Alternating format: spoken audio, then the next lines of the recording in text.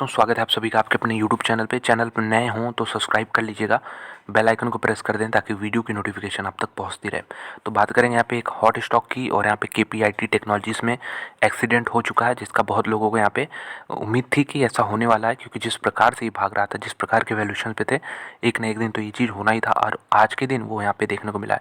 तो देखिए ये सब कहानियाँ रिपीट होती हैं। टाटा LXI में भी बहुत लोग कह रहे थे कि यहाँ पे ये बढ़ता ही रहेगा, लेकिन वहाँ भी देख सकते हो कि एक्सीडेंट हुआ और वहाँ से जो ऊपर के लेवल से काफ़ी नीचे गिरा है। तो ये एक चीज़ जो मैं बार बार रिपीट करता हूँ, किसी भी भाव पे चाहे जैसी कंपनी हो, बहुत अच्छी हो, तब भी नहीं खरीदना चाहिए। जैसे टाटा LXI में ही बहुत लोग ऊपर के लेवल पे खरीद रहे थे, जबकि मैंने एक दो वीडियो बनाए थे कि ऐसा है कि यहाँ पे आप जो खरीद तो रहे हो, लेकिन फिर आपको जब मौका मिलेगा निकलने का तो वो बहुत ही लिमिटेड होगा। आपको जो है लॉस का साइड यहाँ पे काफ़ी बड़ा हो जाएगा, गेन का आपके पास कम होगा। तो यहाँ पे वही था, 900 के ऊपर 1000 के आसपास यहाँ पे अगर आप खरीद रहे थे तो आपके पास जो पैसे बनाने की यहाँ पे जो लिमिट थी वो बहुत कम थी। मुश्किल से 100-200 रुपये आप बना सकते थे, लेकिन जो खो सकते थे वो इसका डबल ट्रिपल भी हो सकता था।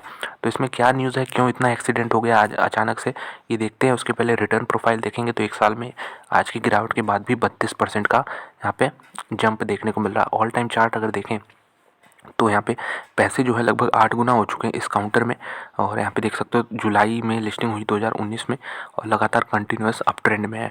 तो ये तो एक बेसिक रिटर्न प्रोफाइल हो गया। चार्ट पे अगर देखें तो ये देख सकते हैं, यहाँ पे एक इस पर जाया था और उसके बाद फिर ये राउंडिंग पैटर्न बना के फिर से धीरे धीरे बढ़ रहा था।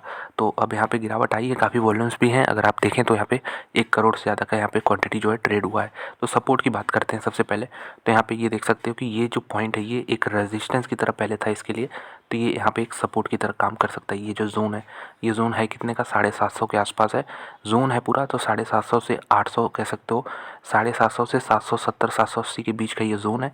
इसके बीच में ये सपोर्ट लेने की कोशिश कर सकता है। और यहाँ पे पिछला रेजिस्टेंस भी ये था, इसको भी ब्रेक करता है तो फिर ये आपका यहाँ पे सपोर्ट बनेगा, जो कि अराउंड 640 650 के आसपास आएगा। और उसको भी ब्रेक करता है तो यहाँ पे ये फिर अगला यहाँ पे सपोर्ट बनेगा, जो कि आपका 400 450 के आसपास का लेवल है। तो ये तीनों मैंने सपोर्ट बनाए हैं। ऊपर बताने कोई मतलब नहीं है, क्योंकि स्टॉक जो है यहाँ पे बहुत कम चांस है कि अब ऊपर जाए। नीचे के लेवल से आपको यहाँ पे खुलते हुए नज़र आ सकते हैं, अगर ये जैसे सपोर्ट जो है टूटते गए एक के बाद एक। तो ये तो रीज़न हो गया टेक्निकल चार्ट का।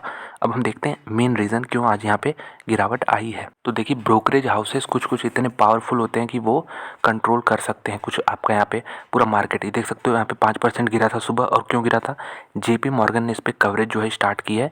और देखिए जब कोई कंपनी पे कवरेज चालू करते हैं तो बेसिकली टारगेट जो है ऊपर के साइड में ब्रोकरेज हाउसेस रखते हैं, क्योंकि उन्हें वो काफ़ी काउंटर इंटरेस्टिंग लगता है। लेकिन इसमें इनको इतना नेगेटिव लगाई है कि 44% के इन्होंने डाउन साइड के टारगेट दे रखे हैं। तो बताइए इतना मैसिव डाउन साइड का टारगेट होगा तो मार्केट उस पर क्यों नहीं रिएक्ट करेगा। यहाँ पे ठीक है, एक्सपेंसिव वैल्यूएशन मान सकते हैं, 5 से 10% की गिरावट देखने को मिल सकती है, ये तो नॉर्मल है। लेकिन 44% लगभग आधा हो जाना स्टॉक का, ऐसे टारगेट्स कौन देता है। तो ऐसे टारगेट्स JP मॉर्गन ने दिए हैं। तो और एक चीज़ और आपको बता दूं, जो लोग यहाँ पे थोड़े नए होंगे उन्हें बता दूं, जब स्टॉक 400 पे था ना, तो यहाँ पे JP मॉर्गन ने टारगेट दिया था 1000 का, और वो अचीव हुआ कि नहीं आपने चार्ट पर देख ही लिया। तो अब ये यहाँ पे 800 900 के भाव पे है, तो इन्होंने टारगेट दिया है यहाँ पे 44% नीचे का।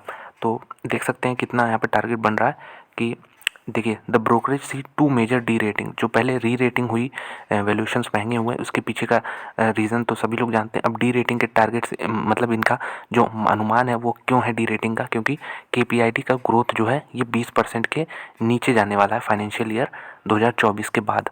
और दूसरा रीज़न इन्होंने बताया कि टाटा टेक्नोलॉजी IPO जो आने वाला है has reduce the scarcity premium associated with KPIT stock. मतलब इनका पीयर है, टाटा टेक्नोलॉजी पीयर है।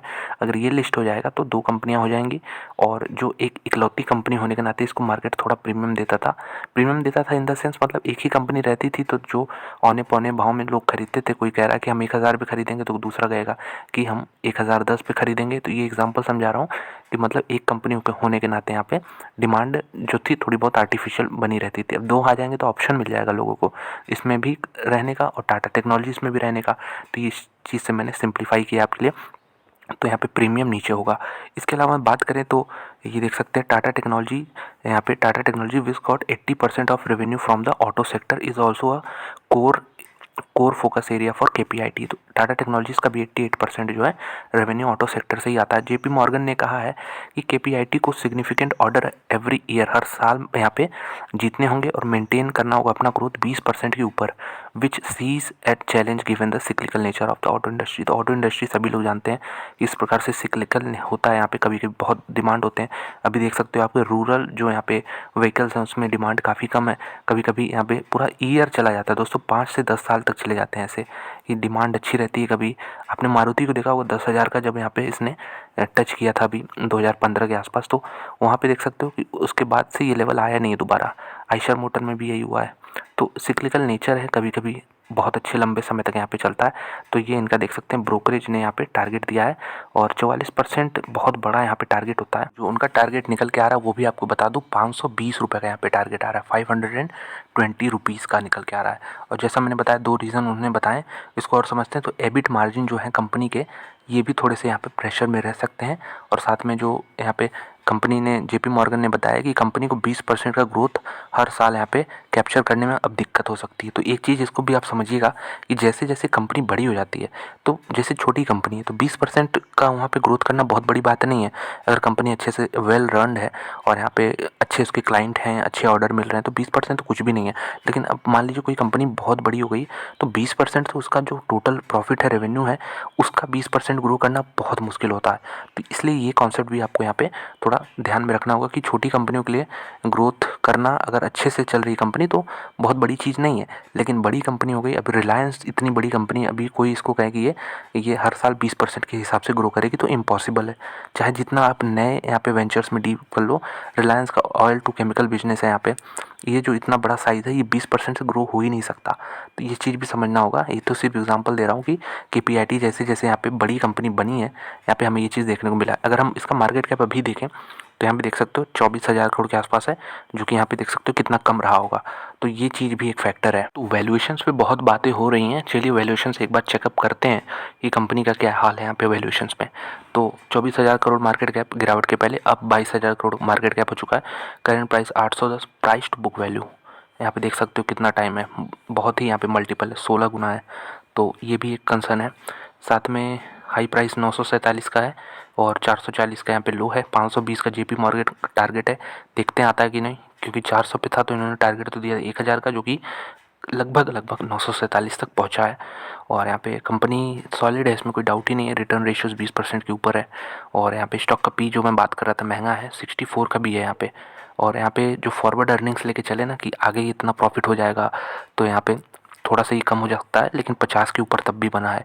तो फॉरवर्ड अर्निंग्स पे भी काफ़ी महंगाई है। कंपनी के अगर टोटल एसेट्स देखें आप तो 2400 करोड़ के हैं, मार्केट कैप का 10 गुना है, माफ़ कीजिएगा 10% है। और यहाँ पे रिजर्व जो 1100 करोड़ है, कैश बैलेंस 787 करोड़ है, प्रॉफिट कैश फ्लो कन्वर्जन काफ़ी अच्छा है, प्लेस्ड कुछ है नहीं यहाँ पे। प्रमोटर एक और इंडिकेशन जब मैं आपको अभी दिखाऊंगा, प्रमोटर की जो सेलिंग होती है ये भी आप कहीं ना कहीं इंडिकेट करती है कि पीक बन रहा है, मतलब जो टॉप है ना ये बन रहा है। तो ये भी आप यहाँ पे थोड़ा सा प्रॉफिट बुकिंग कर सकते हो।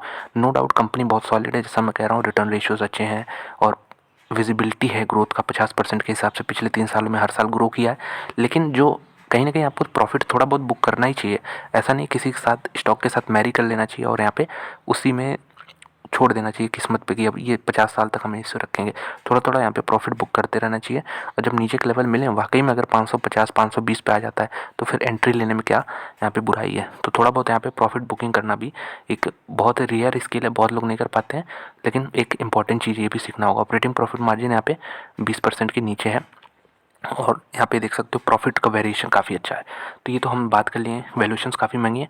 प्रमोटर सेलिंग पे आप बात आते हैं। तो प्रमोटर देखिए, प्रमोटर साहब जून 2020 कोविड वाला ईयर जो है, जस्ट उसके पहले मार्च में लॉकडाउन लगा था और यहाँ पे ये देख सकते हैं 41.81, फिर इन्होंने स्टेक बढ़ाई 42-35 की, हाईएस्ट है ये। उसके बाद देखिए सेलिंग यहाँ पे 40.14 40.14 और ये जो है 40.1 है। तो इसको थोड़ा और डिटेल में देखते हैं। तो देखिए वहाँ से आपको कुछ आइडिया थोड़ा सा नहीं मिल पाएगा क्योंकि स्टेक थोड़ा सा यहाँ पे सेम है, लेकिन यहाँ पे अगर आप देखो 17 मार्च 2023 को प्रमोटर यहाँ पे लगभग आप कह सकते हो 24 मिलियन यानी 2.43 करोड़ के यहाँ पे शेयर्स जो हैं बेचते हैं। ये रुपीज़ में है सारे फिगर, ठीक है। और यहाँ पे ये देख सकते हो 70 लाख के आसपास का यहाँ पे सेलिंग हुआ है 17 मार्च को। फिर 3 मार्च को यहाँ पे 4 लाख के आसपास हुआ। बहुत बड़े अमाउंट नहीं है, लेकिन प्रमोटर के हिसाब से तो थोड़ा थोड़ा अमाउंट यहाँ पे निकलता गया, बेचते गए। 2 को बेचा, 16 फरवरी को बेचा, 15 फरवरी को बेचा, अब देख सकते हो 83 लाख, फिर 91 लाख। तो बहुत बड़ा अमाउंट नहीं है, जैसे मैं कह रहा हूँ करोड़ में नहीं है, करोड़ में कुछ ही फिगर है यहाँ पे देख सकते हो। ये हो गया आपका यहाँ पे 15 करोड़ के आसपास। ये भी सेटिंग हुई है 15 फरवरी की। तो ये एक इंडिकेशन है ये भी। बहुत लोग कहेंगे ये तो हो गया, गिरावट आ गई इसलिए हम देख रहे हैं, ऐसा नहीं, इसको आपको पहले देखना होगा। और अगर आप चैनल से जुड़ेंगे तो मैं इस तरह के बीच बीच में वीडियोस जो हैं बनाते रहता हूँ। इसमें बताता हूँ कि जो प्रमोटर सेलिंग है ये क्या इंडिकेट कर रही है। कहीं कहीं कंपनियों में प्रमोटर सेलिंग जो है, अगर पीक पे है कंपनी तो वहाँ पे एक क्वेश्चन मार्क रेस करती कि अभी प्रमोटर क्यों सेल कर रहा है। तो जब प्रमोटर बेच रहा है थोड़ा थोड़ा हिस्सा, यहाँ पे पूरा नहीं बेच रहा है, थोड़ा थोड़ा बेच रहा है, तो आपको थोड़े से यहाँ पे प्रॉफिट बुकिंग करने में क्या दिक्कत है, ये भी कॉन्सेप्ट थोड़ा सा समझना होगा। तो ओवरऑल देखते हैं 520 का टारगेट है यहाँ पे, और किस प्रकार से आगे चलता है ये। तो अपना जो है यहाँ पे कमेंट बॉक्स में ज़रूर कमेंट करके बताएं क्या आपको लगता है 520 वाकई में आएगा। मेरे ख्याल से ये कुछ ज़्यादा ही हो गया। अगर हमें गिरावट में अगर 650-700 तक लेवल मिले तो भी काफ़ी इंटरेस्टिंग होगा, क्योंकि यहाँ पे 520 काफ़ी बड़ा यहाँ पे डाउनफॉल हो गया 44% का जो प्रीवियस लेवल से। तो आप क्या क्या यहाँ पे राय है बताइएगा ज़रूर कि आपको क्या लगता है 520 आएगा कि नहीं। तो वीडियो देखने के लिए धन्यवाद। अच्छी लगी लाइक कर दें, चैनल में सब्सक्राइब कर सकते हैं इसी तरह के और वीडियोस देखने के लिए।